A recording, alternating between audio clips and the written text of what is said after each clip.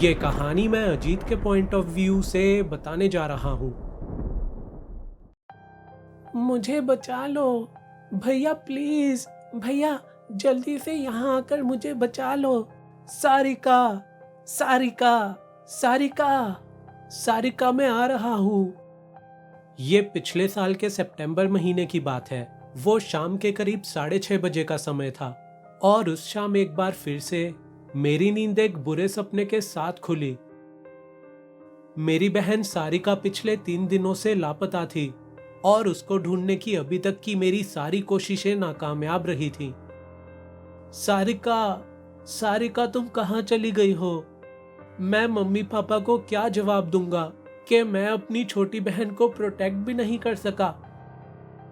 मैं और सारिका, हम दोनों ही वैसे तो लखनऊ के रहने वाले थे, लेकिन हम दोनों ही पिछले कुछ समय से हमारे कॉलेज की पढ़ाई के लिए दिल्ली में रहने के लिए आए हुए थे। उस समय मैं कॉलेज के 2nd ईयर में था और मेरी छोटी बहन सारिका तब कॉलेज के 1st ईयर में पढ़ा करती थी।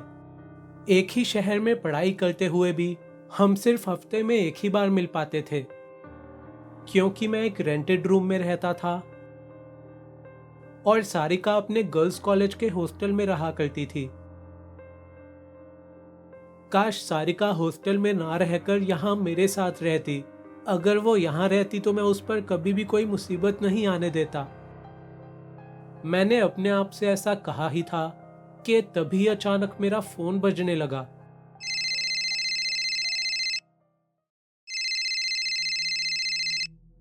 हेलो अजीत जी। जी हाँ, मैं अजीत बोल रहा हूँ, कहिए।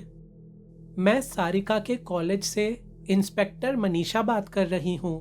कॉलेज के सिक्योरिटी कैमरास को चेक करने पर हमें पता चला है कि 3 रात पहले सारिका खुद ही हॉस्टल की एक दीवार को टाप कर कहीं चली गई थी। क्या? ऐसा कैसे हो सकता है? मेरी बहन ऐसा बिल्कुल नहीं कर सकती। तो मैं कि झूठ बोल रही यहाँ? क्या? मेरा मतलब था, मैं कोई झूठ थोड़ी ना बोल रही हूँ। आप खुद ही यहाँ आकर रिकॉर्डिंग चेक कर लीजिए। इंस्पेक्टर मनीषा की बात को सुनकर मैं तुरंत ही सारिका के हॉस्टल जा पहुंचा।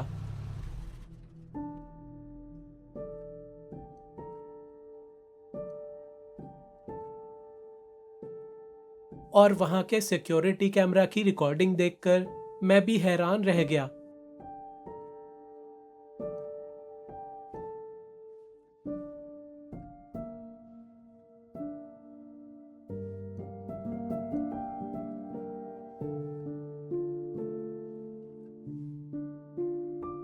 सारिका ऐसा कैसे कर सकती है? अजीत, मुझे लगता है कि तुम्हारी बहन किसी के साथ भाग गई है। क्या उसका कोई बॉयफ्रेंड था? ये आप क्या कह रही हैं मैम? ऐसा बिल्कुल नहीं हो सकता। अगर उसको किसी के साथ भागना ही होता तो वो अपना सामान तो लेकर जाती ना। उसका सारा सामान अभी भी यहीं हॉस्टल में पड़ा हुआ है। वीडियो में भी देख लीजिए, वो एकदम खाली हाथ है।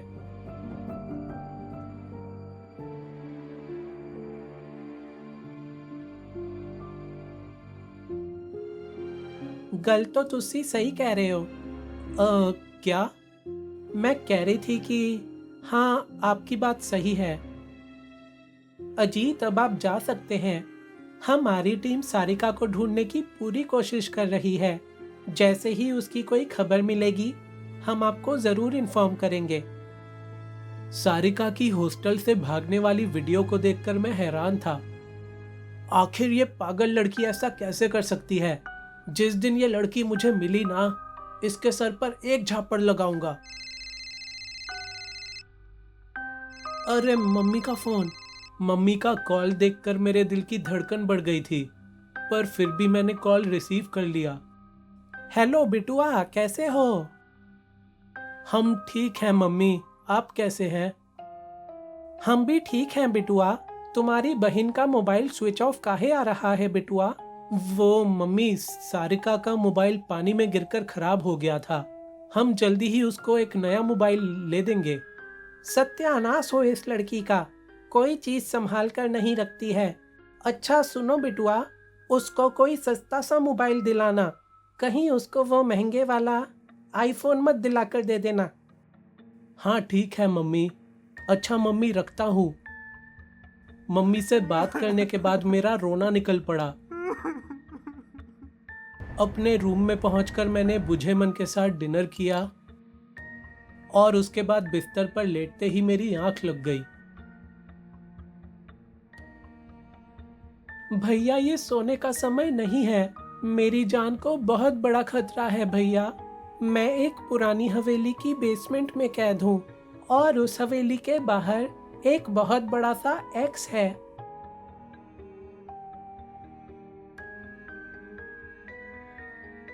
पुरानी हवेली और एक बड़ा सा एक्स, इसका क्या मतलब हो सकता है? इंस्पेक्टर मनीषा को कॉल करके बताता हूँ। क्या तुसी आपने ये सब एक सपने में देखा? जी हाँ मैम। अजीत जी, अगर आपके सपनों के अकॉर्डिंग मैं अपनी इन्वेस्टिगेशन करने लगी ना, तो आपकी बहन कभी नहीं मिल पाएगी। आप मुझे मेरे तरीके से इन्वेस्टिगेशन करने दीजिए। जैसे ही सारिका की कोई खबर मिलेगी मैं आपको कॉल करूंगी। और ऐसा कहकर इंस्पेक्टर मनीषा ने मेरा कॉल काट दिया। आखिर मैं क्या करूं?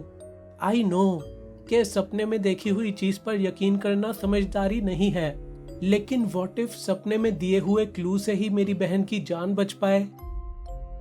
मैंने इस बारे में कुछ देर सोचा और मैंने डिसाइड किया कि मुझे सारिका के सपने को सीरियसली लेना चाहिए और जल्दी से जल्दी अपनी बहन को ढूंढना चाहिए।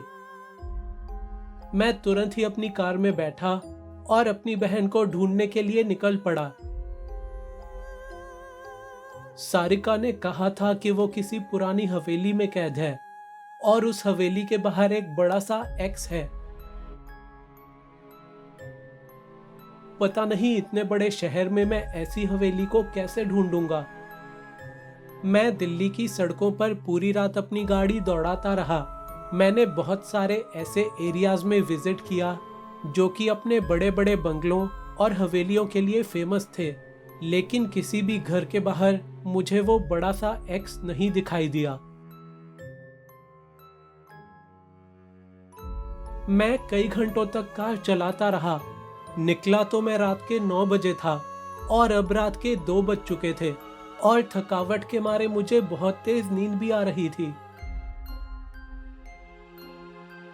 पता नहीं मेरी आंख कब लग गई और तभी, हाँ भैया मैं यहीं पर हूं।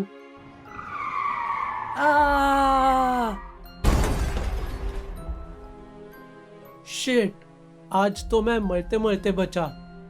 लेकिन अभी नींद में जो मुझे सपना आया उसमें सारिका ने कहा कि मैं यहीं हूं।